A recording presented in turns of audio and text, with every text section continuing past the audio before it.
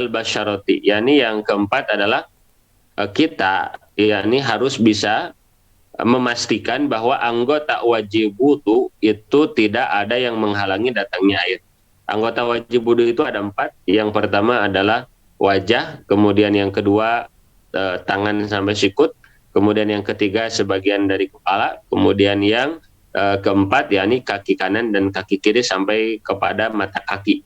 Maka keempat yakni anggota wajib ini tidak boleh terhalangi oleh benda yang bisa menghalangi datangnya air. Contohnya apa? Contohnya ada cat gitu kan. Kemudian ada apa? Sholat tip, sholasi, tip X, atau hati-hati cat kuku gitu kan. Nah, jadi bagi para akhwat yang menggunakan pewarna kuku itu nanti ada dua. Yang pertama ada cat kuku, yang kedua ada pacar gitu kan. Nah, maka kalau misalnya menggunakan cat kuku maka otomatis itu menghalangi datangnya air. Maka kalau misalnya dalam keadaan wajib sholat gitu kan, dia itu menggunakan cat, kemudian dia berwudu dalam keadaan kukunya itu ada catnya, maka wudunya tidak sah. Nah, kemudian misalnya apalagi itu kalau kayak pacar gitu kan, pacar mah nggak menghalangi datangnya air gitu kan. Hena itu apa hena apa hena lah gitunya, itu nggak menghalangi air, maka nggak jadi masalah. Maka yang jadi pertanyaan yang paling banyak muncul ketika membahas mengenai amma yamna'u usulal ma'i ilal basyarati adalah bagaimana muslimin muslimat yang memiliki tato di tubuhnya. Misalnya gitu kan ada tato, oh gambar di sini mirip Naruto gitu kan, baris 3 misal di pipi. Bagaimana kalau dia berwudu sedangkan yang namanya wajah adalah anggota wajib wudu, bagaimana hukum wudunya?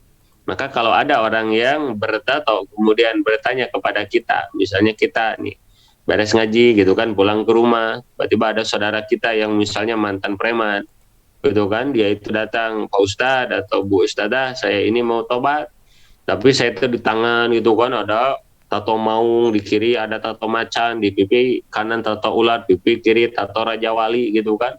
Waduh gitu kan, di tubuhnya itu penuh dengan tato, tapi dia ingin tobat. Bilang ke kita, Bu Ustadzah atau Pak Ustadz, gimana nih? Apakah wudhu saya diterima oleh Allah Subhanahu Wa Taala? Apakah wudhu saya sah? Hati-hati teman-teman, jangan ngantuk nih ngebahas bab fikih mah, gitu kan? Karena apa? Khawatir salah jawab. Oh tiba-tiba ngobrol, wah dulu juga nih saya pernah belajar itu bahwasanya syarat sah sholat itu adalah amma yamna'u wusulal ma'ilal basyarati, itu nggak boleh ada yang menghalangi datangnya air. Mas itu kalau udah pakai tato, wah itu tatonya harus disetrika mas, harus dihilangin dulu baru bisa sholat. Waduh, itu jawaban yang salah. Bisa-bisa dia itu bukannya mendekat kepada Islam, malah menjauh kepada Islam. Jadi bukan mereka membenci Islamnya, karena membenci kitanya yang membawa Islam itu yang jadi masalah. Kita jadi oknum. Oh itu bahaya teman-teman rahimakumullah ya. Maka pentingnya mencari ilmu itu gitu, agar kita bisa lebih bijaksana gitu kan. Makanya bahasanya juga bijaksana, bukan bijak sini ya.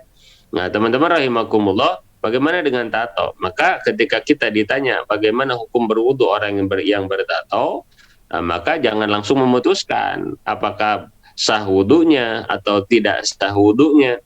Maka yang pertama yang kita tanyakan di mana posisi tato tersebut. Kalau posisi tatonya misalnya ada di perut, ya maka wudunya nggak jadi masalah. Kalau tatonya ada di betis, maka wudunya tidak jadi masalah. Karena dalam berwudu tidak ada membasuh betis. Dalam berwudu tidak ada membasuh perut. Atau di punggung, misalnya gambar yakuza gitu kan. Saling Itu kan memahami. dalam berwudu tidak ada membasuh punggung gitu kan. Kecuali nanti di bab lain, ya ini bab goslu, ya ini bab mandi besar.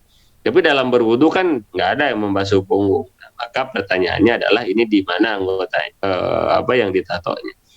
Aduh, Pak Ustadz, ini tatonya ada di lengan, di sini, waduh, gambar naga. Maka pertanyaan yang kedua ini, maka yang kedua yang harus kita tanyakan ini tatonya temporer atau permanen. Misalnya kalau jawabannya adalah tatonya itu adalah tato permanen, tato yang selamanya gitu kan, maka itu sah wudunya. Oh, kok kenapa yang permanen sah wudunya? Karena yang namanya orang kemudian menggunakan tato permanen, maka posisi tintanya itu di bawah kulit. disuntikkan gitu kan ke bawah kulit, maka itu tato permanen tidak menghalangi datangnya air. Maka kalau ada orang yang dia itu sudah bertato, ini bukan bukan menasehatkan, bukan memperbolehkan ditato ya, karena ketika ditato dan yang menato itu dilaknat oleh Allah Subhanahu wa taala. Nah, maka teman-teman rahimakumullah, yang harus diperhatikan adalah kalau ada orang di tangannya gitu kan, di kakinya atau di wajahnya itu ada tato, dan tatonya permanen. Garis bawahi teman-teman, jangan salah menyimpulkan, tatonya permanen, maka itu sah wudhunya, ya, sah wudhunya. Tapi kalau tato temporer, mungkin teman-teman yang dulu pernah jajan yosannya, jajan yosan itu, di yosan itu suka ada hadiah apa?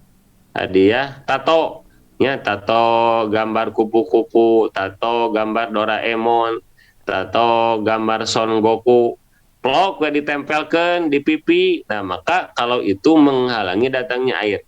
Nah, tato temporer, tato yang untuk 2 mingguan, tato yang buat semingguan, nah itu posisinya di atas kulit dan itu menghalangi datangnya air. Maka kalau ada orang dia itu menggunakan tatonya tato temporer, tato yang hanya untuk 2 minggu, tato untuk 1 minggu, maka itu menghalangi datangnya air. Dan kalau seandainya posisi tato temporer itu di anggota wajib wudhu, maka wudhunya tidak sah.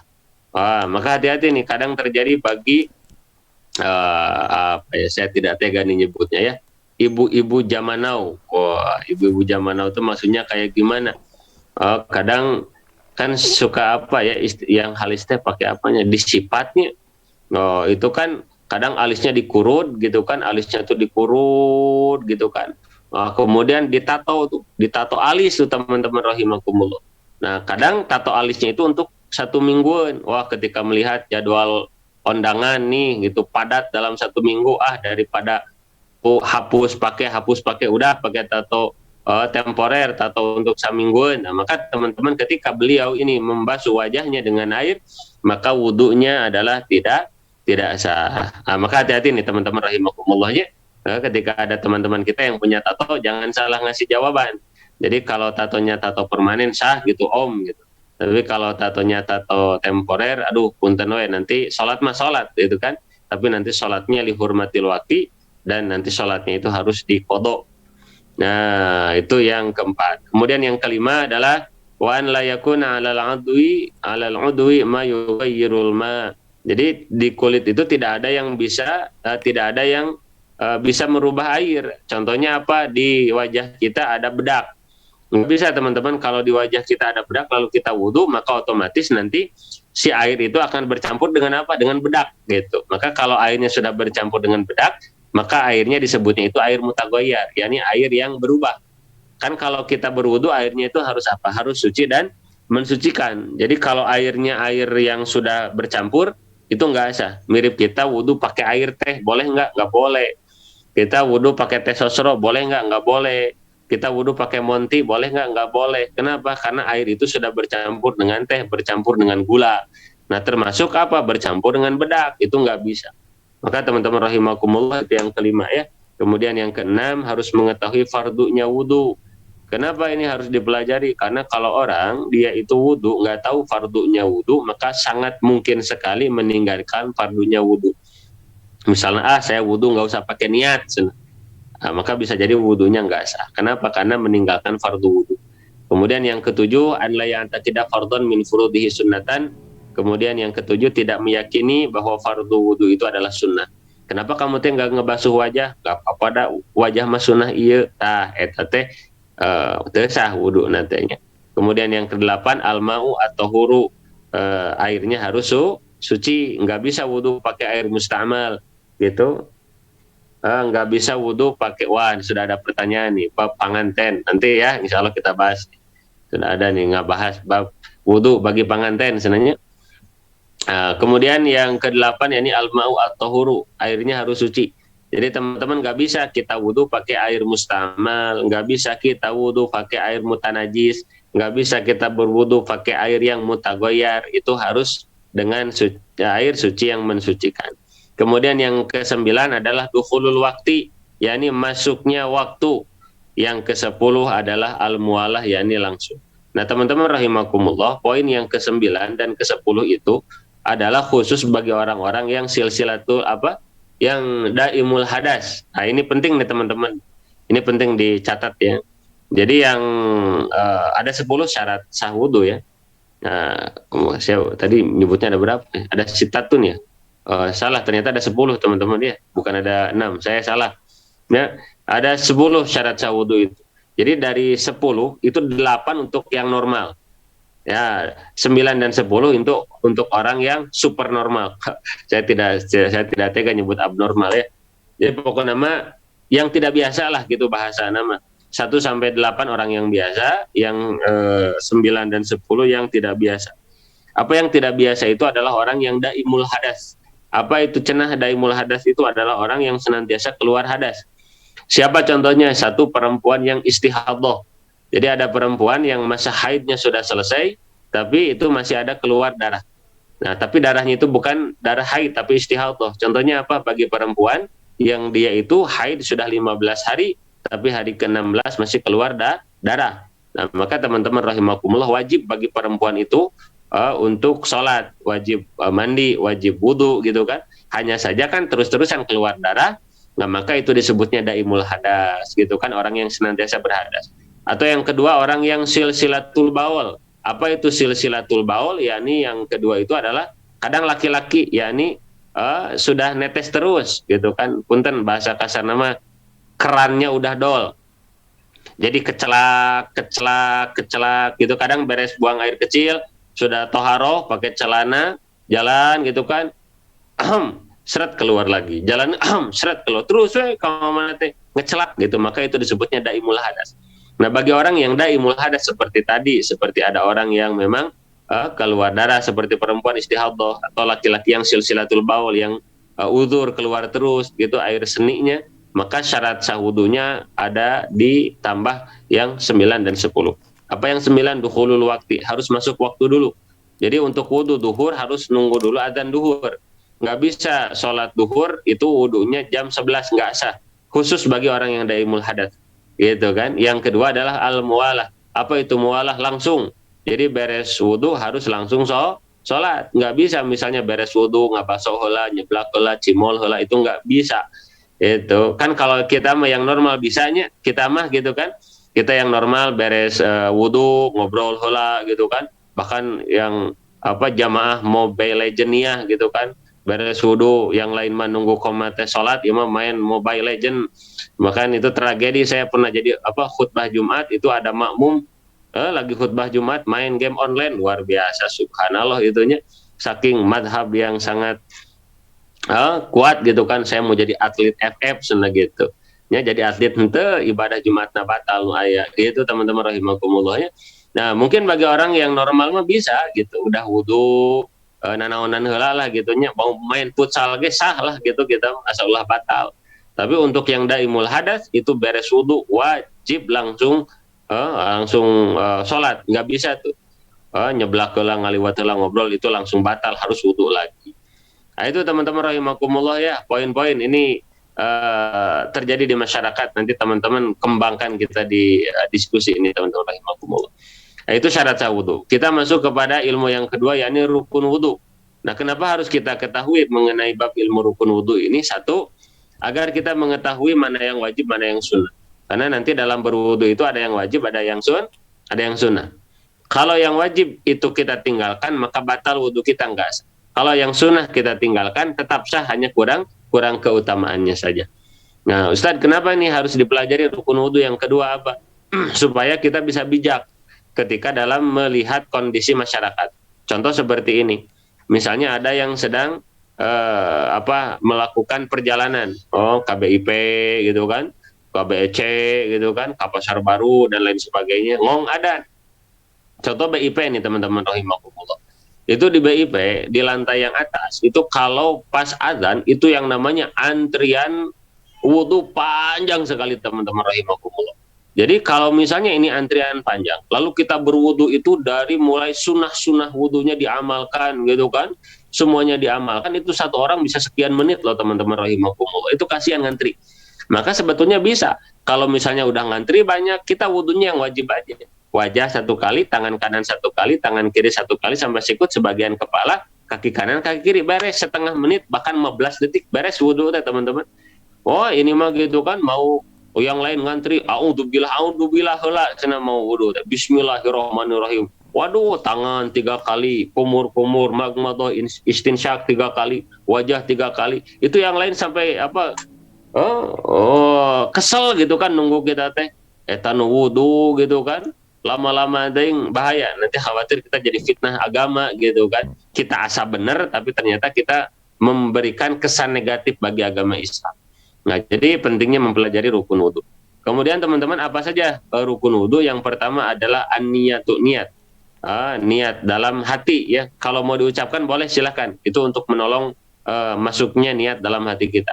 Misal nawaitul wudu'a li rafil hadatsil asghari fardhu lillahi ta'ala. Atau ada lagi yang niatnya itu nawaitu fardhul wudu lillahi ta'ala. Mangga gitu kan, atau saya mah disundakeun sejak kaula wudu, mangga Indonesiakan niat saya wudu, mangga di Inggriskan I want to wudu, mangga lah, kumaha da Allah mah maha tahu bahasa kita. Yang bahasa Jepang kumaha bahasa Jepang arigato, naon niatna saya nggak tahu lah. Nah gitu teman-teman ya. Nanti ada juga yang memang wudunya bagi istibahati sholah, itu ada lagi, nanti lebih detail lagi lah. Nah, kemudian yang kedua, tadi niat ya rukun itu. Yang kedua adalah apa? Adalah membasuh wajah, ghuslul wajhi, membasuh wajah. Nah, teman-teman rahimakumullah, ini punten nih. Banyak yang salah di membasuh wajah. Wabil khusus garis bawahi akhwat. Nah, ini teman-teman akhwat ini berhati-hati teman-teman akhwat. Ini yang saya pelajarin. Ikhwan, perhatikan juga ikhwan nih. Ini buat nasihatin istri antum nih ya. Kan ngalamun heula ada belum ngalaman antum mah ya. Ini wajah-wajah jomblo ya. Nah, jadi teman-teman rahimakumullah nih yang ikhwan, ini catat nih perkataan saya. Ini ajarkan ke istri antum. Kenapa harus diajarkan ke istri? Karena sholatnya istri tanggung jawab suami. Jadi kalau kalau istri sholatnya salah, nanti yang dijewer sama Allah suaminya gitu. Maka hati-hati tak. Teman-teman rahimakumullah nih, yang akhwat perhatikan, yang ikhwan perhatikan ya. Yang ngantuk-ngantuk salto dulu tuh biar nggak ngantuk ya. Nah teman-teman rahimakumullah, apa nih kesalahan di membasuh wajah? Wabil khusus di akhwat. Teman-teman rahimakumullah, apa itu haddul wajhi? Apa itu batasan wajah? Batasan wajah itu ya atasnya adalah tempat tumbuhnya rambut kadar manusia normal. Ini tempat tumbuhnya rambut kadar manusia normal di sini kurang lebih. Karena ada batasan rambut yang di luar normal, misalnya yang di blokong gitu kan, kayak Ipin Upin itu nggak tumbuh-tumbuh, kumaha nggak wajahnya kan nggak ada batasannya itu, apakah semuanya harus dibasuh? Nggak juga. Ya kalau kita melihatlah kurang lebih ini 3 jari ini dari alis kan ya, 3 jari, itu batasan atas. Kemudian samping itu telinga kanan, telinga kiri. Kemudian bawahnya itu adalah tulang dagu, ujung dagu. Satu, itu yang diperhatikan. Lalu tadi yang dikatakan suka salah teh di mana? Nah ini suka salah teh di poin yang kedua. Yang wajib dibasuh itu bukan hanya kulit wajahnya saja, tapi setiap rambut yang tumbuh di wajah. Sekali lagi, setiap rambut yang tumbuh di wajah itu wajib dibasuh. Apa yang pertama? Alis, yang kedua bulu mata, yang ketiga kumis, yang keempat janggut. Itu makan sudah normal. Ini yang suka jadi salah. Apa? Bagi akhwat. Ya sekali lagi nih teman-teman ya, catat nih, bagi akhwat yang rambutnya panjang. Sekali lagi, bagi akhwat yang rambutnya panjang itu rata-rata memiliki godek. Betul tidak teman-teman? Sok coba akhwat itu rata-rata itu godeknya panjang. Kan? Kalau rambutnya panjang itu godeknya dikebelakangkan, benar ya? Nah, kalau itu godek yang panjang, yang dilipat ke belakang itu tidak dibasuh, maka itu wudunya tidak sah. Itu wajib, itu harus terkena air. Jadi ketika akhwat yang rambutnya panjang itu wudu, maka ketika membasuh wajah, itu godeknya dikeluarkan teman-teman. Sekali lagi akhwat ya, ikhwan. Jadi ketika berwudu, itu godeknya dikeluarkan, dibasuh. Karena kalau ini godek yang panjang itu tidak terusap, tidak terbasuh, tidak terbasahi, maka itu tidak sah. Ya, itu berhati-hati teman-teman. Itu tentang batasan wajah. Godek itu apa? Jambang nih. Jambang itu rambut yang ada di sini ya teman-teman ya. Ini harus dibasuh. Rata-rata akhwat itu panjang. Yang rambutnya panjang kan suka dikebelakangkan, itu kalau wudhu dikedepankan dulu. Jangan sampai tidak terbasuh. Ya, itu hati-hati tuh, ikhwan ya. Diperhatikan nanti jadi apa namanya? Jadi targetan tuh. Malam pertama, malam kedua nggak bahas rukun wudhu sama istri teh kan mantepnya. Wah, malam kedua nggak bahas rukun sholat kan nggak bahas lah ilmu gitu kan. Wah, mantep lah, mantep, mantep. Itu nggak basuh wajah gitu kan. Kemudian yang ketiga membasuh tangan sampai sikut. Insya Allah itu antum paham ya. Mangga mau mulai dari atas ke bawah, mau dari atas dari bawah ke atas boleh, tapi yang sunnahnya itu dari ujung jari ke bawah, itu sunnahnya. Kemudian kepala, nah ini kepala nanti ada perbedaan pendapat, ada yang harus semua ya, dari membasuh kepala itu ke belakang, ke depan kan, kemudian ke telinga. Dalam mazhab Syafi'iyah itu tidak seperti itu, ya ini cukup sedikit saja dari kepalanya. Jadi asal mengusap sedikit dari bagian kepala itu sudah. Jadi ini menjadi solusi mazhab Syafi'iyah ini diantaranya bagi perempuan yang wudhu di khalayak umum. Jadi nggak perlu membuka rambut ya. Jadi bisa mengusap kepalanya itu dari belakang. Asal kadar sedikit saja sampai di tempat tumbuh rambut 3 lembar saja itu sudah. Kemudian yang kelima membasuh kaki sampai pergelangan. Itu sunnahnya dari ujung kaki ya ke bawah. Yang keenam tertib berurutan. Jadi wajah dulu baru tangan, baru mengusap kepala, baru kaki. Nggak boleh kebalikan, kaki dulu, baru kepala, kemudian tangan, lalu wajah. Itu sah etamanya. Nah teman-teman rahimakumullah, yang harus dibedakan dalam berwudu itu, catat nih ya, ada goslu, ada mashu. Sekali lagi, ada goslu, ada mashu. Ma farqu bainahuma, apa perbedaan di antara keduanya? Goslu artinya membasuh, mashu artinya mengusap. Jadi wudu itu ada membasuh, ada mengusap. Kalau misalnya yang harusnya dibasuh ini malah diusap, maka wudunya tidak sah. Sekali lagi, kalau wudu bagian anggota wudu yang harus dibasuh ini malah diusap, maka itu tidak sah wudunya. Maka apa saja yang dibasuh? Yang dibasuh itu wajah dibasuh. Apa artian basuh? Basuh itu artinya adalah mengalirkan air. Jadi si airnya itu harus mengalir. Jadi ngambil air, cedukan, gitu kan, sampai si air itu mengalir di wajah, itu namanya membasuh. Tangan juga sama, sampai air itu ada mengalir, itu namanya dibasuh. Nah kalau kepala itu baru diusap. Apa arti usap? Ya ini menjalankan tangan yang basah. Kan kalau wajah ambil, kan gitu. Nah kalau kepala kan ngambil air, dibuang dulu airnya, baru diusapkan kan gitu. Nah ini nggak boleh wajah dimashu, misalnya gara-gara baru dangdan gitu kan, ngambil air buat wajah, dibuang lalu ngusap gitu, dikia-kia gitu wajah nata, itu tuh nggak sah itu wudunya gitu. Kayak pakai biore dikitu-kitu itu nggak sah itu, karena yang namanya airnya harus harus seperti itu. Nah, itu dalam istilah fikih disebutnya ghusl, itu jarul ma'i, yakni mengalirkan air. Nah, itu beres ya teman-teman tentang rukun wudu. Kemudian yang ketiga nih, pembatal wudu, teman-teman rahimakumullah. Yang ketiga nih, ilmu yang ketiga tentang pembatal wudu. Nawaqidul wudu'i arba'atu asya'a. Pembatal wudu ada 4 perkara dalam mazhab Imam Asy-Syafi'i. Yang pertama adalah al-khariju min ahadis sabilaini min qublin aw duburin rihun aw ghairuhu ilal maniyah. Yani yang pertama adalah ada yang keluar dari kubul dan dubur, baik dalam berupa itu zat padat, zat cair, angin, mau angin sepoi-sepoi, puting beliung, badai, tornado, dan lain sebagainya. Nah, maka itu membatalkan wudu ilal maniyah, kecuali keluar air mani. Nah, teman-teman rahimakumullah, misalnya dari kubul, itu kan banyak air yang bisa keluar, dari mulai air seni, kemudian air madhi, air wadi gitu kan, air seni. Nah ini membatalkan wudhu. Tapi kalau yang keluarnya adalah air mani, maka tidak batal wudhunya. Kenapa keluar air mani tidak membatalkan wudhu? Panjang deh diceritakannya, waktu kita tinggal 20 menit deh. Pokoknya mati batal lah. Nanti yang kuma sana tadi ya kok penjelasan kada ya sama kalau ada yang mau menanyakan yang nggak nanyain mah nggak akan saya bahas. Yang kedua adalah zawalul akli binaumin au ghairihi illa nauma qaidin mumakkinin maq'adahu minal ardi. Yang kedua adalah hilang akal. Hilang akal itu misalnya pingsan, jadi beres wudhu, jatuh, kepala kejedot, walaupun hanya 1 menit pingsan, harus wudhu lagi. Yang kedua gila. Gila itu batal wudhunya. Jadi beres wudhu, keluar ketawa sendiri, walaupun 1 menit harus balik lagi wudhu lagi. Yang ketiga adalah tidur. Tidur itu membatalkan wudhu. Kecuali tidurnya ini yang mana mohon maaf si bokongnya itu tidak bergerak, jadi nempel di lantai itu tidak batal. Maka teman-teman rahimakumullah, saya gimana ya memperagakannya ya.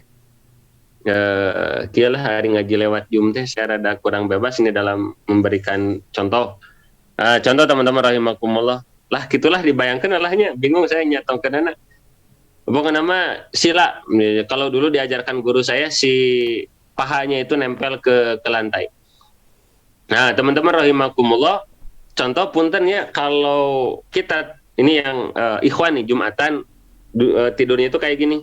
Sambil nangkep tuh ker tidur gitu kan. Kemudian beres tidur langsung koma tuh langsung berdiri, maka itu sholat Jumatnya tidak sah. Ya. Oh, itu ada tuh tata cara tidur sambil duduk agar tidurnya tidak membatalkan wudhu. Kemudian yang ketiga adalah bersentuhan kulit bukan mahram, yakni iltiqa'u basyaratai rajulin wa imra'atin kabiraini ajnabaini min ghairi hailin. Yakni ada yang bersentuhan antara kulit dan kulit. Teman-teman, kulit dan kulit ya yang membatalkan wudhu. Syaratnya ada 5, yakni yang bertemu kulit dengan kulit itu adalah laki-laki dan perempuan. Jadi laki-laki dan perempuan. Kalau laki-laki dan laki-laki tidak batal, perempuan dan perempuan tidak batal. Kemudian bukan mahram. Laki-laki dan perempuannya itu bukan mahram. Mahram itu ada berapa? Nah, nanti harus dipelajari teman-teman. Mahram itu ada 3. Yang pertama adalah mahram nasab karena pertalian darah. Yang kedua adalah mahram musyaharah, mahram karena pertalian nikah. Dan yang ketiga adalah mahram rodho'ah, adalah mahram karena sepersusuan. Nah, kalau antum ikhwan atau akhwat mengetahui 3 mahram ini, maka insya Allah aman. Kenapa? Karena akhwat harus mengetahui di depan siapa saja boleh membuka kerudung, di depan siapa saja boleh terlihat rambut, di depan siapa saja boleh terlihat telapak kaki misalnya seperti itu. Nah, itu yang boleh terlihat itu di depan mahram. Nah, siapa saja mahram kita diantaranya ada mahram nasab. Mahram nasab itu adalah bapak, ibu ke atas gitu kan. Bapak, ibu, aki, nini, uyut, bau, udak-udak, jangan wareng kekait ciwur, waduh, kaluhur lah gitu kalau masih ada mah. Kemudian yang ke bawahnya siapa? Anak kita, cucu kita, cicit kita ke bawah itu adalah mahram kita. Atau ke kanan dan ke kiri, yakni adik dan kakak. Nah, kemudian yang keempat siapa? Saudara ibu dan saudara bapak, misalnya bibi atau paman. Tapi bibi atau paman itu yang memiliki darah yang sama dengan ibu dan bapak kita. Kalau beda darah maka bukan mahram kita. Karena misalnya akhwat, apakah misalnya akhwat nanya, Ustadz, apakah paman kita itu adalah mahram bagi kita? Kita nggak bisa langsung jawab, tanya dulu.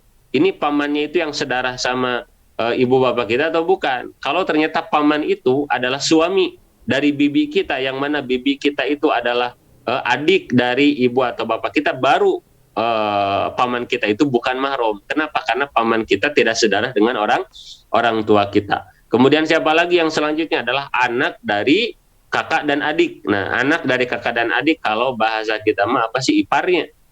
Bukan ipar. Ponakan. Nah, ponakan itu mahram ya, mahram. Yang kadang suka dianggap mahram itu siapa? Yang kadang suka dianggap mahram itu ya kayak tadi, yakni bibi atau paman yang mana itu suami atau istri dari saudara ibu bapak kita gitu kan. Itu satu. Yang kedua anak bibi, sepupu itu bukan mahram.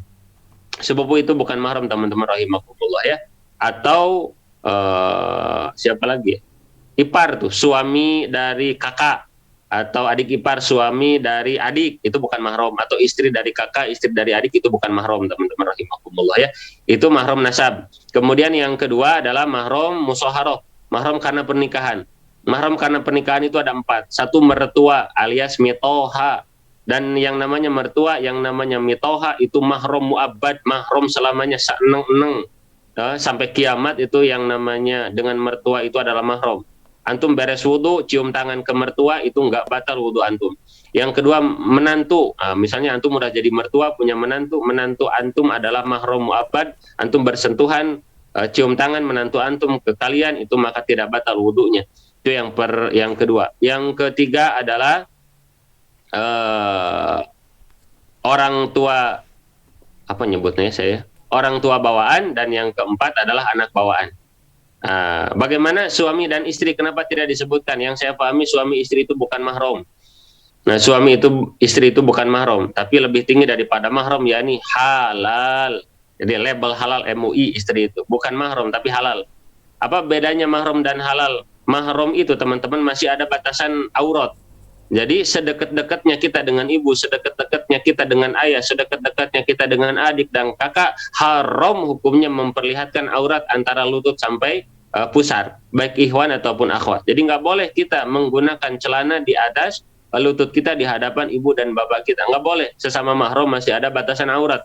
Tapi yang namanya dengan suami atau dengan istri, halalun, itu tidak ada batasan aurat, tidak ada batasan aurat. Kemudian yang ketiga, makanya dalam mazhab Syafi'i bersentuhan suami istri, kulit dan kulit itu batal wudhunya. Kemudian yang ketiga, itu yang batal adalah kulit dengan kulit. Kalau kulit bukan dengan selain kulit, maka tidak batal wudhunya.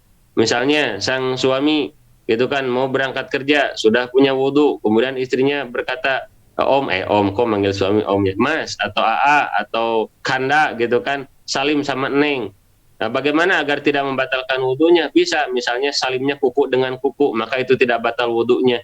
Atau neng misalnya ingin disentuh, tinggal gampang, neng nyengir, sentuh saja giginya, maka itu tidak batal wudhunya. Kenapa? Karena tangan dengan gigi tidak batal, kulit dengan kuku tidak batal, teman-teman ya. Kemudian yang ke berapa ya? Keempat itu adalah yakni bigoiri hailin, tanpa penghalang gitu kan. Kalau menyentuhnya ada penghalang walaupun hanya berupa tisu maka tidak menjadi batal wudhunya. Dan kedua-duanya sudah balik. Kalau misalnya kita sudah balik kemudian bersentuhan dengan anak usia 5 tahun, padahal yang 5 tahun ini anak tetangga yang bukan mahram, maka tidak batal wudhu kita. Kemudian yang keempat adalah menyentuh kelamin lubang belakang, yakni menyentuh kelamin dan menyentuh lubang belakang, alias masuk kubulil adami au halaqati duburihi bi batnir rohati au butunil asabi'i, yakni menyentuh kubul dan dubur dengan menggunakan telapak tangan. Jadi teman-teman rahimakumullah, syaratnya apa? Satu, menyentuhnya itu dengan telapak tangan. Kalau menyentuhnya dengan punggung tangan maka tidak batal. Dan yang disentuh itu adalah kubul dan dubul adami, yakni milik manusia, baik punya sendiri ataupun punya orang lain. Misalnya seperti apa? Misalnya antum punya anak usia 3 tahun, abi apa, gitu kan, buang air, kalian teh udah wudhu, gimana caranya? Ya gampang, dicebokin saja. Kalau antum cebokkan pakai ini maka batal. Susah cebokannya ku iya ta, gesreng ku punggung tangan maka itu tidak jadi batal. Gitu teman-teman rahimakumullah ya. Kalau kubul dan dubur hewan tidak jadi masalah. Antum punya kucing, kucingnya antum cebokin maka tidak batal wudhu antum. Nah, bereslah teman-teman pembatal wudhu. Ya saya kebut nih terakhir. Dua lagi katang, dua lagi. Keempat, makruh wudhu. Makruh wudhu yang pertama adalah menghambur-hambur air. Apa di antara menghambur air? Yakni air yang terbuang lebih banyak daripada air yang terpakai. Saya tidak sedikit kadang melihat ada orang berwudu itu mirip steam motor, wes gitu kan, nyebrot eta. Itu yang kepakainya sedikit, dari air nu kabuangna banyak. Nah itu mubazir, innal mubazirina kanu ikhwana syayatin. Kemudian apa contoh yang kedua? Yakni membasuh yang bukan anggota wudu. Jadi misalnya mohon maaf membasuh tangan hari sampai ketiak itu dibasuhnya, itu namanya mubazir, makruh. Membasuh kaki sampai lutut, nah itu makruhatul wudu'i. Yang pertama. Yang kedua, lebih mendahulukan yang kiri daripada yang kanan. Antum membasuh kaki kiri dulu, baru yang kanan, itu sah wudunya, tapi makruh. Kemudian yang ketiga, yakni mengusap wado. Apa itu wado? Yakni air bekas wudu. Jadi kalau kita sudah berwudu, kemudian wajah kita dilap dengan baju, maka atau dengan anduk, maka itu hukumnya makruh. Bahkan wadu ini, air bekas wudu ini adalah syifaun, adalah obat. Jadi dulu pernah disampaikan kalau beres wudhu coba diminum itu air bekas wudhunya yang ya di jari-jari itu diseruput, maka itu jadi syifa, jadi obat. Yang keempat, memukul wajah ketika membasuh, yo gitu kan, madhab biore ceprek gitu kan wajahnya pakai air, itu maka makruh, sah sih tapi makruh. Yang kelima, membasuh atau mengusap lebih dari 3 kali. 1 kali sah, 2 bagus, 3 afdol. Tapi kalau sudah 4 kali maka itu makruh, makruh teman-teman. Yang keenam, meminta tolong kepada orang lain untuk mewudukan kita. Padahal kita orang yang mampu, maka ini makruh. Kemudian yang ketujuh, berkumur-kumur yang berlebihan ketika berpuasa, maka ini adalah makruh. Yang terakhir teman-teman rahimakumullah ya, yang terakhir, bagaimana cara wanita muslimah berwudu di tempat umum, kemudian kenapa bersentuhan dengan istri kok batal, padahal ada hadis yang menerangkan katanya Rasul pernah mencium Siti Aisyah kemudian beliau langsung pergi ke masjid. Yang kedua, bagaimana mengusap sepatu dan lain sebagainya, itu mah nanti permasalahan-permasalahan yang kalau antum nanya baru dibahas, kalau tidak nanya nggak usah dibahas, berarti antum sudah paham semua ya. Baik teman-teman rahimakumullah, sudah selesai pembahasan kita. Kita akan masuk kepada diskusi ya, diskusi. Saya baca dulu chatan ya. Ini saya lihat sudah banyak. Aduh, teman-teman saya rada susah ini baca chatnya karena memang saya via HP. Ada yang mau amal soleh membacakan pertanyaan-pertanyaannya tidak? Boleh Ustaz? Saya Ustaz. Siap. Monggo pang bacakan punten teh.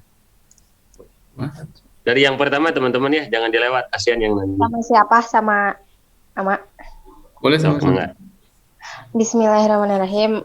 Nah Ustaz, kan wudhu ahwat rambut dodegnya harus kebasuh.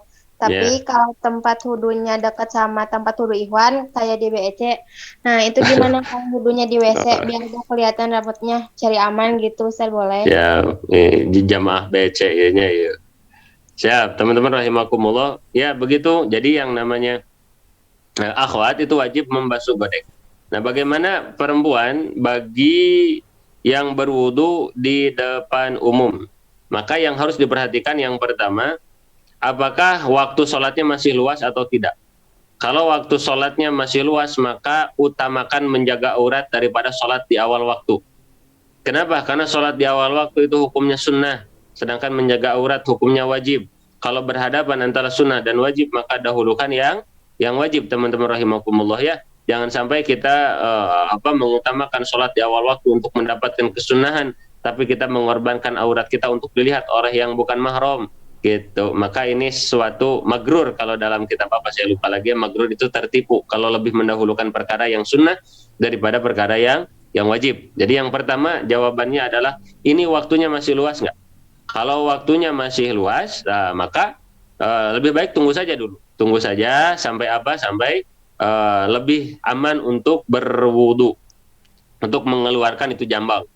Ya, itu yang pertama. Kemudian yang kedua, bagaimana nih kalau waktunya sempit gitu kan, waktunya terdesak dan kita juga sedang banyak kegiatan. Maka solusi yang kedua adalah mencari tempat yang lebih aman untuk berwudu. Dan teman-teman gini, yang namanya berwudu itu tidak wajib mualah. Apa tidak wajib mualah itu? Tidak wajib sekali beres. Jadi misalnya nih teman-teman rahimakumullah berwudu, itu membasuh tangannya di DT, membasuh wajah di DT, membasuh tangan kanan di UPI, membasuh tangan kiri di ITB, mengusap kepala di kebun binatang, mengusap kaki di BIP, mengusap kaki kiri di BEC. Sah tidak? Sah, teman-teman rahimakumullah. Sah, tenanaon ngananaonan gitunya istilah nama. Tapi intinya tidak wajib mualah, karena mualah dalam berwudu itu hukumnya adalah sunnah, teman-teman rahimakumullah ya. Jadi ini menjadi solusi, misalnya bagi akhwat gitu kan, aduh ini wajahna kumaha nih ketika mengeluarkan jambangna gitu kan, maka itu bisa ngepot lah istilah Sunda. Apa itu ngepot? Atau berangkat ke kamar kecil, dan masih banyak kamar kecil juga, berwudulah di sana, teman-teman rahimakumullah ya. Bagaimana hukum berwudu di kamar kecil? Nggak jadi masalah, sah wudunya, asal jangan tasmiyah, jangan mengucapkan bismillahirrahmanirrahim di dalam WC. Nah, kemudian solusi yang ketiga, bagaimana ini teh sudah tempat wudhunya juga sudah susah kita keluar, maka solusinya adalah kita meminta bantuan kepada saudari-saudari kita untuk menutup akses penglihatan laki-laki ke kita. Jadi orang-orang itu, akhwat-akhwat misalnya membuat pagar betis gitu kan untuk menghalangi pandangan orang lain kepada kita. Dan intinya mah tidak perlu membuka kerudung ya. Jadi bisa kerudung tinggal dironggarkan saja gitu kan. Kemudian untuk mengusap kepala pun bisa memasukkan tangan kemudian dari belakang, nggak usah dari depan ke belakang bisa. Paling yang harus berhati-hati itu adalah membasuh tangan sampai sikut. Karena ini harus disingkapkan. Ini mau tidak mau harus disingkapkan. Ini harus disingkapkan. Kalau sudah beres, langsung tutup lagi. Satu kali saja cukup ya. Kemudian kaki kanan dan kaki kiri. Mungkin itu solusi. Karena kalau sampai kita berwudu kemudian tidak menyempurnakan rukun wudu, maka wudu kita tidak sah. Jadi solusinya tadi yang pertama, kalau misalnya masih banyak waktunya, maka utamakan dulu. Tunggu dulu yang lain gitu kan sampai mulai lengang, mulai aman, baru kita berwudu. Kalau tetap nggak bisa, wudu saja di kamar kecil yang tertutup. Atau yang ketiga, yakni kita berwudu dengan meminta bantuan akhwat-akhwat yang lain untuk membuat brigade untuk menghalangi pandangan non mahram kepada kita. Mungkin itu yang bisa disampaikan. Wallahu a'lam bishawab. Enggak, pertanyaan selanjutnya? Ini Ustadz, maaf tadi kelewat. Ini katanya, Ustadz, misalkan orang yang menyemir rambutnya, apakah wudunya masih sah? Siap. Semir rambut itu ada dua. Pertama ada cat rambut, yang kedua ada pikok. Nah, kalau cat rambut itu berada di luar rambut. Maka kalau kita mengusap rambut kita, yakni dalam keadaan rambut kita diencet, maka hukumnya tidak sah. Misalnya pakai cat apian, aquaproof gitu kan, maka itu tidak sah, teman-teman rahimakumullah. Tapi kalau seandainya menggunakan pikok, pikok itu nyerap kayak henna, teman-teman. Pikok itu nyerap ke rambut, maka itu sah wudu. Gitunya, wallahu alam bishawab. Enggak, teman-teman? Ini Ustadz, apakah betul? Mau tanya, saya pernah mendengar jika sebelum menggunakan kutek, wudu terlebih dahulu, itu wudunya sah. Itu gimana ya hukumnya? Menggunakan kutek, wudu terlebih dahulu. Iya. Terus nanti ketika batal, itu kan, lalu kita wudu lagi, dalam keadaan si kukunya itu sudah diencet gitu. Jadi terlewat tapi sudah diwuduan sebelumnya gitu, apakah sah atau tidak gitu ya merenya. Nah, maka teman-teman rahimakumullah, ini kias ini tidak berlaku bagi wudu. Nah, ini mah kias ini yakni analogi ini berlakunya bagi masul khuffain, yakni berwudu dengan cara mengusap sepatu. Nah, kalau berwudu dengan cara membasuh tangan yang diencet itu mah tetap tidak sah, teman-teman rahimakumullah ya. Jadi ketika pakai encet itu wayahna harus dikerik lagi. Ada sekarang mah ada apa sih cairan buat menghilangkan pacar teh naon sih? Alkoholnya ya apa? Saya lupa, teman-teman rahimakumullah. Ada itu ya. Jadi itu bisa menggunakan itu untuk menghilangkan pacar atau bukan pacar, menghilangkan cat di kuku. Ya, jadi untuk kuku itu tidak bisa dikiaskan dengan sepatu karena berbeda. Karena sepatu juga, mengusap sepatu itu ada ketentuannya. Di antaranya sepatunya, jenis sepatunya, cara menggunakannya itu juga ada. Jadi kias sepatu di kuku yang dicatkan itu tidak bisa. Wallahu a'lam bishawab. Mangga, teman-teman. Afwan Ustadz, izin bertanya, apakah betul seorang perempuan jika ingin sholat zuhur di hari Jumat harus menunggu yang sholat Jumat terlebih dahulu? Bagi ibu-ibu yang hari Jumat itu tidak perlu menunggu suaminya untuk pulang Jumatan. Jadi asal sudah ngong adzan Jumat gitu kan, maka yang ibu-ibu sudah sah untuk melaksanakan sholat zuhur. Begitu. Jadi tidak perlu menunggu suaminya pulang. Khawatir suaminya beres pulang itu kalah ngopi heula di warnet. Pulang-pulang jam 2:30, masa ibu-ibu tuh sholat 2:30 karunyanya. Sok, silahkan, mangga. Wallahu a'lam bishawab. Bismillah, Afwan Ustadz, izin bertanya, apakah hukumnya meluruskan rambut, memakai softline untuk dan cat rambut dengan niat untuk mempercantik diri di depan pasangan Ustadz? Ya. Jadi hukum tazayyan, yakni berhias di depan pasangan itu hukumnya mubah. bukan mubah, sunnah ya, itu diutamakan dengan catatan tidak la yukhallifus syariah, tidak tidak merubah kepada ciptaan yang sudah ditetapkan oleh Allah Subhanahu wa taala. Seperti yang sudah tercantum dalam keterangan secara secara jelas, diantaranya apa, yakni memotong bulu alis, memotong bulu rambut alis madakumah hanya itu ada saya serem gitu teman-teman, kadang pengantin gitu kan. Alhamdulillah sekarang mah sudah ada rias yang syariah ya, yang bulu alisnya yang nggak dikurut gitu kan, kadang gening dikurut memang gitu waktu pengantenannya bagus gitu tampilannya, tapi setelah cuci muka itu menakutkan wajahnya. Kenapa? Karena alisnya menghilang teman-teman rahimakumullah ya. Jadi teman-teman rahimakumullah, itu alis jangan dikurut, dirapikan pun jangan, sudahlah seadanya saja gitu. Kemudian apalagi ya, mengikir gigi itu nggak boleh gitu kan. Nah, bagaimana di rebonding? Nah, rebonding itu hampir sama dengan nyisiran. Nah, di rebonding itu hampir sama dengan menyisir, kan tidak jadi masalah. Atau ikhwan mah pakai apa ikhwannya? Itu yang rambut teh apa? Pomade. Oh, itu ayah pomade. Tapi minyak kelapa tuh dipakai yang ada di dapur. Oh, mantap itu. Malam-malam cucu ngukungkul. Nah, jadi teman-teman rahimakumullah, atau pakai tanco, dulu zaman saya mah tanco. Jadi si minyak rambut itu kayak tarason gitu kan. Luar biasa. Jadi harumnya juga harum remason dulu itu. Nah, itu nggak ada bedanya. Ya pakai pomade, pakai itu gitu kan. Di apa namanya, kayak di smoothing, di rebondingnya kayak yang merapikan saja. Nah, kemudian pakai soft lens. Oh, kan yang nama gara rayanya soft lens itu jadi nurutan film-film anime gitu kan, si mata nate waduh dibuledan gitu kan, ayam mata ucing dan lain sebagainya. Boleh tidak? Ya selama tazayannya di depan orang yang halal tidak jadi masalah.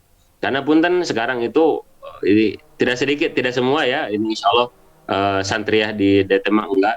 Tapi tidak sedikit ada akhwat-akhwat yang memang dia itu menutup auratnya tapi menonjolkan matanya gitu. Ya punten ya, misalnya dalam mazhab Syafi'i bercadar itu ada yang wajib, ada yang sunnah.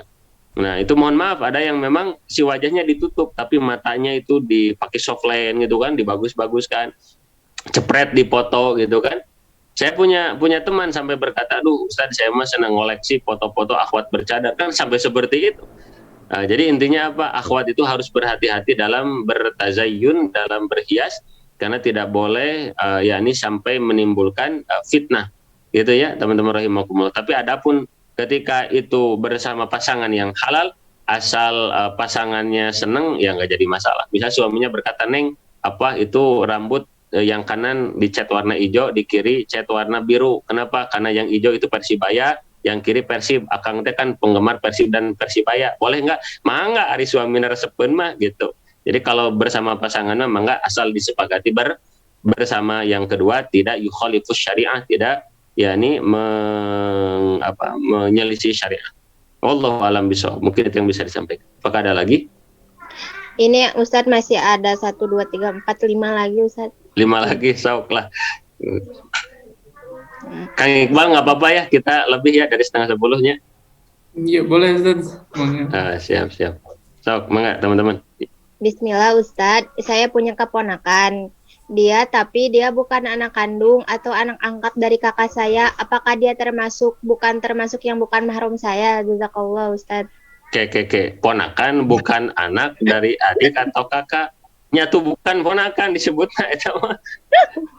Gimana nih pertanyaan, saya kurang paham. Kan yang gini teman-teman, ta'rif ya, kita kalau membahas sesuatu dalam mabadi' ya, ini dalam konsep pemikiran Islam.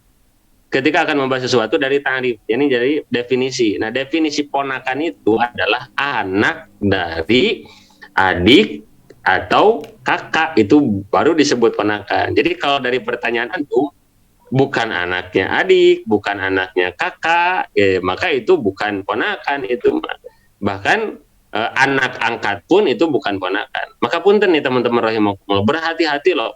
Tidak sedikit ada orang yang dia itu asa benar tapi melakukan keharuman. Contohnya apa? Ada seorang suami istri, misalnya dia mengangkat anak gitu kan. Udah mau mengangkat anak gitu kan, gak jadi masalah sih ngangkat anak, Nabi Muhammad juga ngangkat anak gitu kan. Cuman yang jadi masalah, itu anak binnya ke bapak angkatnya itu haram, nggak boleh. Binnya harus ke bapak aslinya.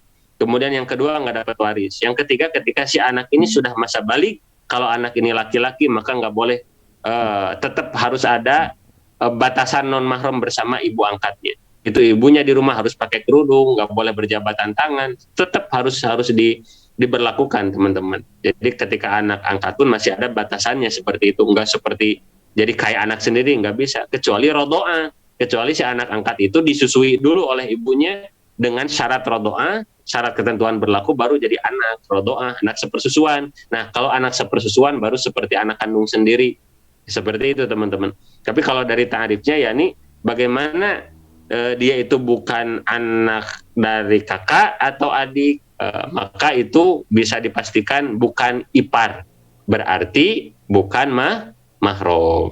Wallahu alam bisa. Kalau misalnya jawaban saya nggak sesuai, nggak ngepas dengan yang dimaksud, nanti dikonfirmasi aja di bawah lagi ya, di chat. Enggak? 4 lagi Ustadz. Ustadz kan zaman sekarang tuh orang-orang kadang kalau rambutnya diwarnai, alisnya juga ikut diwarnai.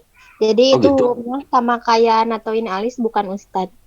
Oke. Saya belum pernah melihat ada orang yang alisnya diwarnaan teman-teman ya. Ada gitu yang misalnya rambutnya dibereman, alisnya dibereman. Saya belum lihat. Kalau saya nih, saya pribadi saya belum lihat ya, teman-teman. Tapi secara hukum, satu, mewarnai rambut itu mubah, bukan haram. Mubah. Yang haram itu kalau mewarnainya dengan warna hitam. Gitu. Kalau diwarnainya dengan warna coklat, warna merah, warna abu, hijau, pink, kuning, itu hukumnya mubah. Itu kan. Lalu kenapa tuh sekarang seperti seakan-akan dilarang? Karena sekarang mewarnai rambut sudah identik dengan orang-orang yang tidak baik. Gitu. Tapi secara hukum syar'i hukumnya mubah. Itu kan. Jadi tapi yang jadi permasalahan ini encet atau pikok. Ya, kalau pakai encet maka itu menghalangi datangnya wudhu, kalau pakai pikok maka itu tidak menghalangi datangnya wudhu. Jadi kalau akhwat mau pakai cat rambut, ya solusinya pas lagi haid saja. Tapi kalau sudah beres haid, ya itu catnya harus dihilangkan. Kan kalau cat merepot harus pakai thinner gitu kan, thinner para ngehilangkan cat emok, kan bau itu teh teman-teman. Manggalah antum lebih paham lah tentang kosmetik, mas saya emang nggak tahu cara menghilangkan cat rambut. Hanya saja bedanya gitu. Kalau pakai cat itu harus dihilangkan catnya ketika akan berwudu. Tapi kalau menggunakan pikok yang nyerap ke rambut, maka itu tidak jadi masalah, tidak menghalangi datangnya air. Wallahu a'lam bishawab. Ini Ustadz ada yang nambah lagi pertanyaan. Ya. Assalamualaikum Ustadz, mengapa keluar air mani tidak membatalkan wudu? Waduh, dibahas. Oke ya. Jadi kia ya teman-temannya. Ada orang yang dia itu punya hadas kecil, punya hadas besar. Satu. Yang kedua, ada orang punya hadas kecil tapi tidak punya hadas besar. Dua. Yang ketiga, ada orang punya hadas besar tapi tidak punya hadas kecil. Itu yang ketiga. Ini gimana ya? Enaknya ada papan tulis nih teman-teman. Saya ini rada kikuk ngajar fikih tapi online gitu kan. Biasanya ngajar itu di offline. Jadi teman-teman gini, ada orang yang golongan pertama punya hadas kecil, punya hadas besar. Misalnya apa? Mohon maaf nih teman-teman, suami istri yang sudah berhubungan itu punya dua hadas. Hadas besar karena berhubungannya, karena keluar air maninya, dan hadas kecil. Gitu kan. Hadas kecilnya gara-gara apa? Karena bersentuhan dengan istrinya, keluar mazinya, keluar wadinya dan lain sebagainya, maka memiliki dua hadas kecil dan hadas besar. Maka ketika mandi besar itu wajib berwudu. Jadi nggak bisa cuma mandi besar aja tanpa wudu langsung sholat subuh, nggak bisa.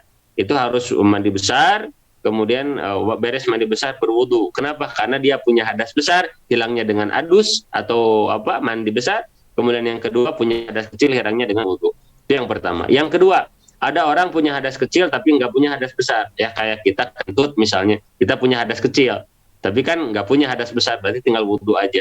Nah ada yang ketiga, dia itu punya hadas besar gitu kan, tapi nggak punya hadas kecil, jadi dia cukup mandi aja gitu, nggak usah wudu dulu langsung langsung sholat subuh. Bisa nggak? Bisa, selama satu dia tidak melakukan hadas kecil seperti apa enggak. Jadi ketika mandi besarnya teh enggak pipis, enggak kentut, enggak memegang kemaluan, gitu kan? Maka dia cukup mandi aja gitu. Mandinya itu misalnya tangannya itu pakai apa? Pakai sarung tangan gitu kan? Itu enggak jadi masalah. Misalnya beres mandi besar langsung melaksanakan sholat tanpa wudhu sah tidak? Sah, nggak jadi masalah. Kenapa? Karena dia punya hadas besar saja, tidak punya hadas kecil. Apa contoh dia punya hadas besar saja? Misalnya gini teman-teman rahimakumullah. Dulu diajarkannya oleh guru seperti ini analoginya. Ini jangan ngantuk teman-teman. Ini salah nangkap bisa salah paham. Ini bahaya nih salah paham. Ya saya tidak bertanggung jawab ya atas kejadian selanjutnya nih. Contoh nih teman-teman rahimakumullah. Ada seorang suami, dia itu beres wudhu gitu kan, beres sholat isya.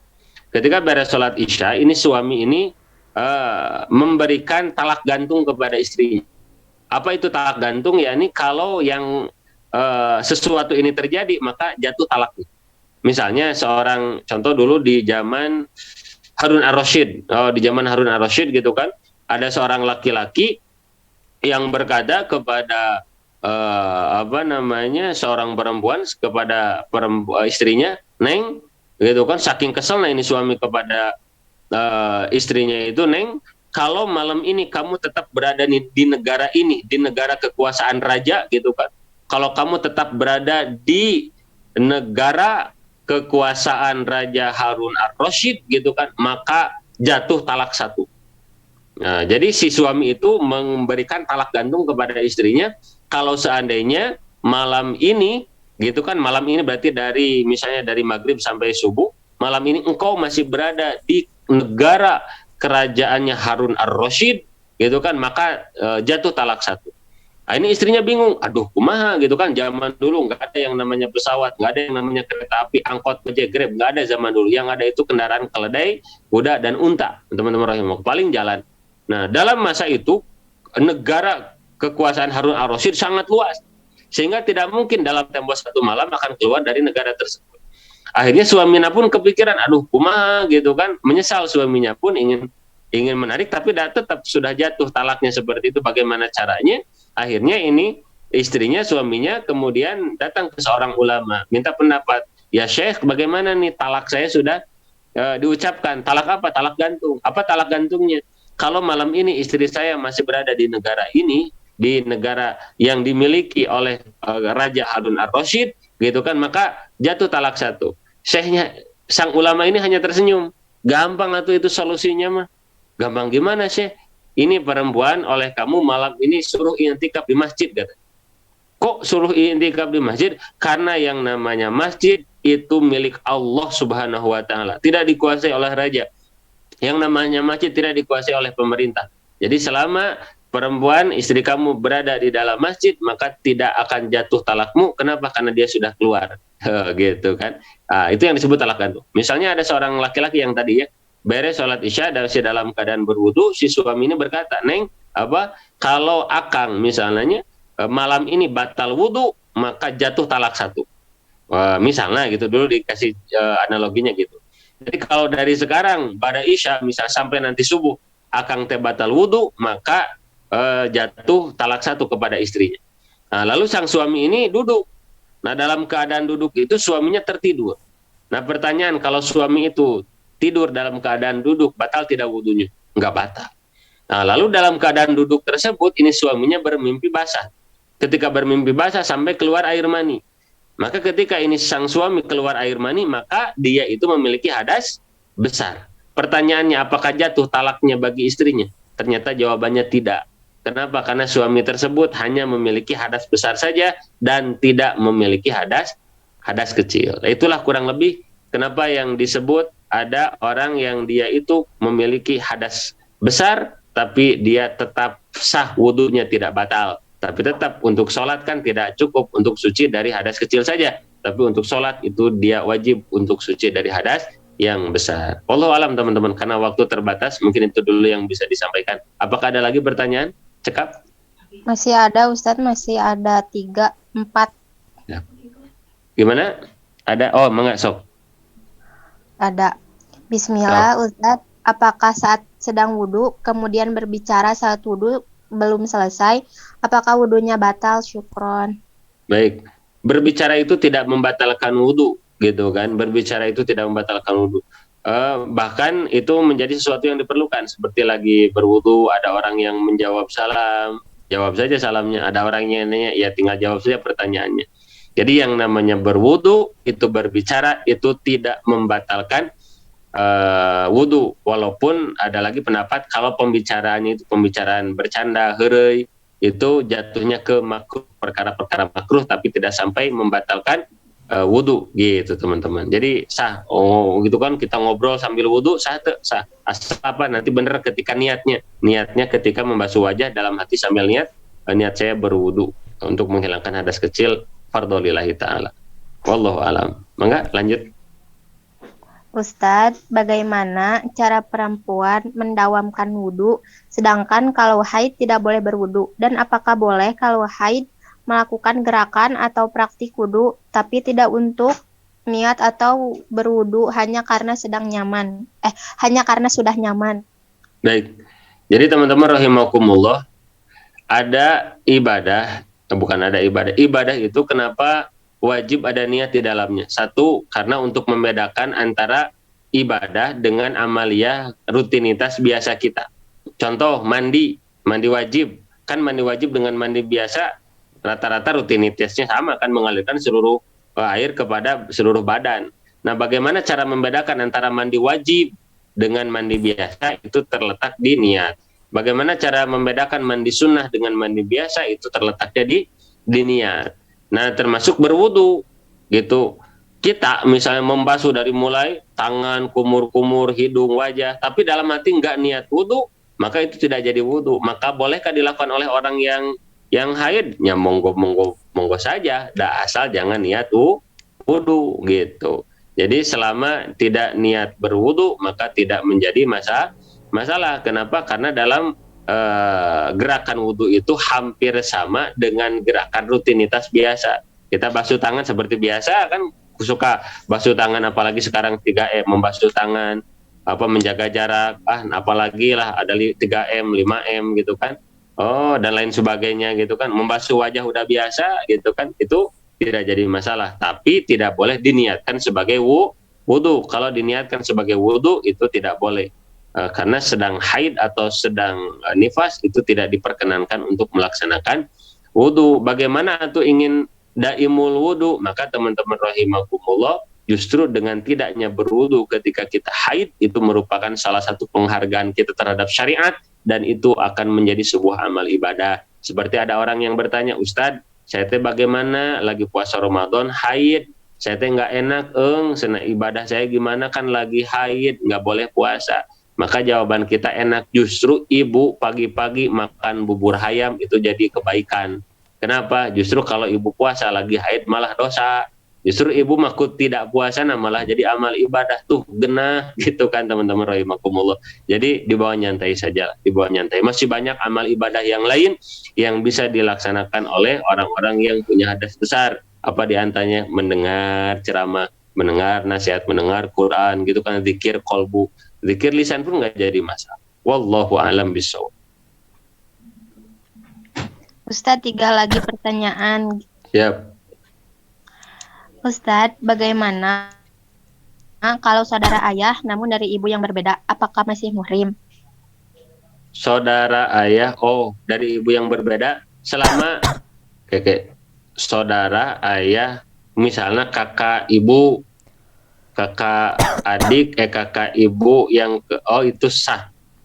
Itu paman kita, itu bibi kita, selama satu darah dengan ibu kita, itu sah, itu mahram kita. Wallahu a'lam bishawab. 2 lagi Ustadz. Ustadz, kalau akhwat pakai wig itu aurat atau bukan? Nah, itu kan pakai wig hampir sama dengan rambut palsu, itu nggak boleh pakai wig ya. Bahkan hati-hati tuh teman-teman ya, rambut itu aurat bagi akhwat bukan hanya ketika nempel di kepala saja, tapi ketika rambut akhwat sudah dipotong itu tetap hukumnya aurat. Jadi teman-teman kalau bisa ketika antum akhwat nih ya, dipotong rambut di salon, itu pinta oleh antum rambut kalian. Kenapa? Karena kalau rambut kita misalnya dipotong dan misalnya rambut kita itu bagus, lalu dijual oleh tukang cukur teh gitu kan kepada pembuat wig, maka kita dosa jariah tuh teman-teman. Rambut kita terus-terusan dilihat sama orang lain. Karena sekali lagi rambut itu menjadi aurat bukan hanya di kepala kita saja, tapi ketika rambut itu sudah lepas dari kepala kita, hukumnya masih aurat. Maka berhati-hati teman-teman ya, berhati-hati. Kalau zaman dulu mah orang tua zaman dulu kalau sudah beres netek motong rambutnya dimasukkan ke pot tanaman ya biar nggak kelihatan sama orang. Wallahu a'lam bishawab. Ustadz, satu lagi selesai. Siap. Alhamdulillah. Alhamdulillah. Ustadz, boleh tolong dijelaskan bedanya wadi, mazi, dan mani serta cara mensucikannya? Dan apakah perempuan bisa mimpi basah dan harus mandi besar juga seperti laki-laki? Aduh, panjang ring, coba sedikit itu panjang ring itu satu pertemuanan itu dari satu pertemuan nggak bahas. Coba diulang sedikit. Itu ada beberapa poin soalnya. Yang pertama, bedanya wadi, mazi, dan mani serta cara mensucikannya. Segitu dulu ya. Baik teman-teman rahimakumullah. Ma farqu bainal maniyyi wal madiyyi wal wadi, madhi wadi. Jadi teman-teman ada 3 ya tadi yang ditanyakan, 1 air mani, 2 air wadi, 3 air madhi. Yang pertama air mani. Air mani itu bukan najis. Jadi air mani itu hukumnya suci. Jadi tidak usah ya. Tidak apa-apa ada orang yang sholat kemudian dalam pakaiannya ada air mani. Kenapa? Air mani itu hukumnya suci, hanya geleh. Apa geleh itu ya? Geleh lah gitunya, paham lah gelehnya. Seperti apa? Seperti air ludah, seperti kata orang Sunda punten ya, belek gitu kan, korong, nah itu geleh gitu kan, tapi kan tidak sampai najis. Jadi air mani itu hukumnya suci, yang pertama. Yang kedua, apa itu wadi? Apa perbedaan wadi dan madi? Madi itu maun asfarun khafifun yakhruju aqibal bauli. Jadi air wadi itu adalah air yang encer gitu kan, yang mana suka keluar setelah buang air kecil. Itu wadi teman-teman rahimakum. Jadi wadi itu suka keluar setelah buang air kecil. Jadi ketika ada orang sudah buang air kecil gitu kan, sudah toharoh pakai celana dalam, tiba-tiba ada yang ngecelak, nah itu biasanya wadi. Kadang juga ada yang mengatakan wadi itu keluar kalau ngangkat barang-barang berat gitu kan, kecapean, itu ada netes, itu yang disebut dengan wadi. Kemudian yang ketiga air madhi itu kalmaniyi. Air madhi itu seperti air mani, kental, cuman tidak memancar seperti air mani. Air mani memancar, sedangkan air madhi menetes dan bentuknya seperti air mani, yakni pekat. Kemudian yakhruju 'inda tafakkurin wa khiyalin wa ta'bin. Nah, air madhi itu keluar, punten, wadi itu enggak keluarnya hanya di banda buang air kecil ya. Ternyata kelelahan itu bukan wadi, madhi. Mohon maaf saya melihat ta'rifnya. Jadi kalau air madhi itu air yang keluar kental seperti air mani, tidak memancar tapi menetes ya. Dan itu keluar seperti diawali oleh tafakur. Tafakur itu berkhayar yang berbau syahwat, atau melihat hal-hal yang berbau syahwat, mendengar hal-hal yang berbau syahwat, seperti suami dan istri ketika bercumbu sebelum berhubungan. Nah, itu ada yang keluar, itu disebutnya madhi, dan itu netes. Nah, air madhi, air wadi itu hukumnya najis, dan itu statusnya seperti air kencing. Harus dibersihkan seperti najis mutawassithah, yakni dengan dikucurkan air. Tidak hanya sekedar diciprati saja, tapi harus dikocorkan air ke sana. Itu perbedaannya. Terus poin yang selanjutnya apa, Baris? Ini Ustadz, apakah perempuan bisa mimpi basah dan harus mandi besar juga seperti laki-laki? Betul. Perempuan juga bisa mimpi basah, perempuan juga bisa keluar air mani. Dan ketika perempuan sudah mimpi basah ataupun keluar air mani, maka wajib baginya melakukan mandi junub atau mandi besar. Sama statusnya seperti laki-laki. Wallahu a'lam bishawab. Cukup? Cukup Ustadz, nggak ada lagi pertanyaan. Ya, alhamdulillah teman-teman rahimakumullah. Semoga setiap apa yang kita tanyakan dan kita diskusikan dan kita jawab bersama ini menjadi ilmu bagi kita bersama, menambah wawasan kita. Sehingga ketika kita banyak mendapatkan inputan ilmu, semoga kita bisa lebih bijak ya dalam kita beribadah atau melihat keluarga kita atau masyarakat di sekitar kita. Intinya mah teman-teman, jangan berhenti mencari ilmu. Semoga Allah Subhanahu wa taala memberkahi pertemuan kita di malam hari ini, dan setiap maksiat, dosa, kesalahan kita yang terjadi di majelis ini semoga diampuni oleh Allah Subhanahu wa taala. Allah mengkaruniakan kepada kita ilmu yang bermanfaat dunia dan akhirat. Amin ya Allah ya rabbal alamin. Oh, satu pertanyaan yang terlewat. Apa Mang? Punten nih, satu lagi katanya yang terlewat. Yang mana? Afwan Ustaz, izin membacakan Siap.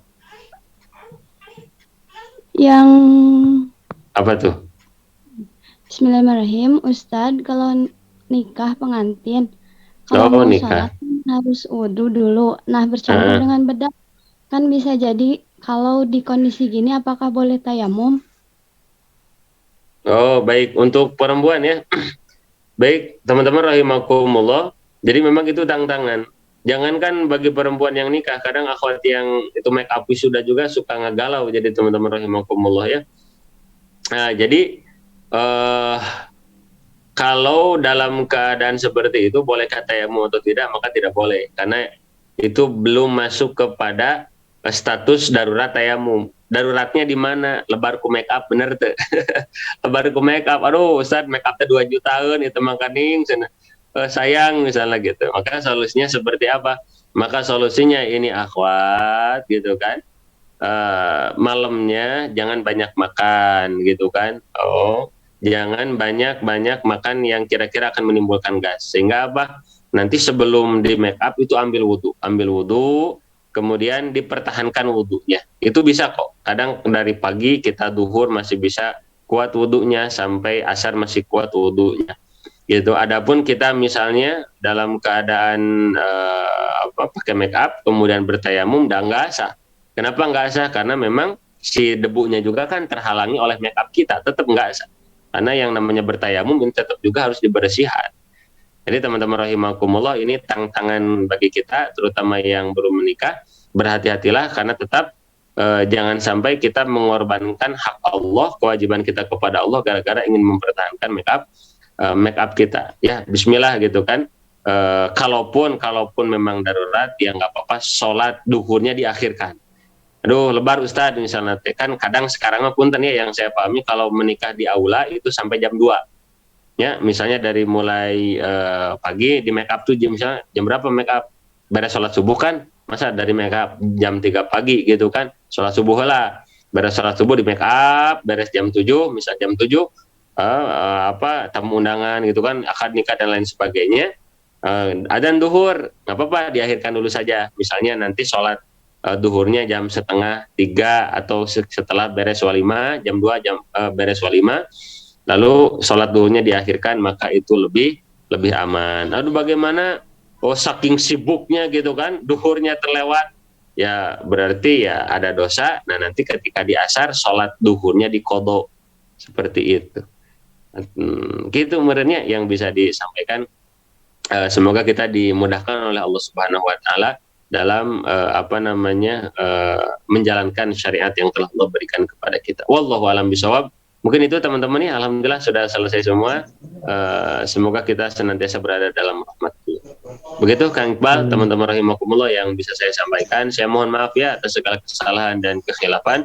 Subhanakallahumma bihamdika asyhadu an la ilaha illa anta astaghfiruka wa atubu ilaik. Wa sallallahu ala sayyidina Muhammadin wa ala alihi wa sahbihi wasallam. Wallahu a'lam bishawab. Assalamualaikum warahmatullahi wabarakatuh. Waalaikumsalam warahmatullahi wabarakatuh. Alhamdulillah. Jazakallah khairan Ustaz. Jazakallah khairan Ustaz. Ya, alhamdulillahirabbil alamin. Khofirah semua. Sudah larut juga jam 10 malam. Luar biasa antusias antum untuk menuntut ilmu. Mungkin sedikit pengumuman untuk besok. Ada KBM Ustadz Didin lagi bahasa Arab, itu untuk jam 6 masih dirundingkan waktunya karena Ustadz ada bentrok ngajar di SMP. Jadi untuk waktu di jam 6 akan digantikan dengan waktu yang masih didiskusikan. Jadi itu bisa antum gunakan untuk kegiatan yang bermanfaat. Baik, kita tutup saja pertemuan kali ini dengan baca hamdalah bersama-sama. Alhamdulillahirabbil alamin. Allahumma wa bihamdika asyhadu an la ilaha illa anta astaghfiruka wa atubu ilaik. Assalamualaikum warahmatullahi wabarakatuh. Waalaikumsalam warahmatullahi wabarakatuh. Syukran, jazakallah khair.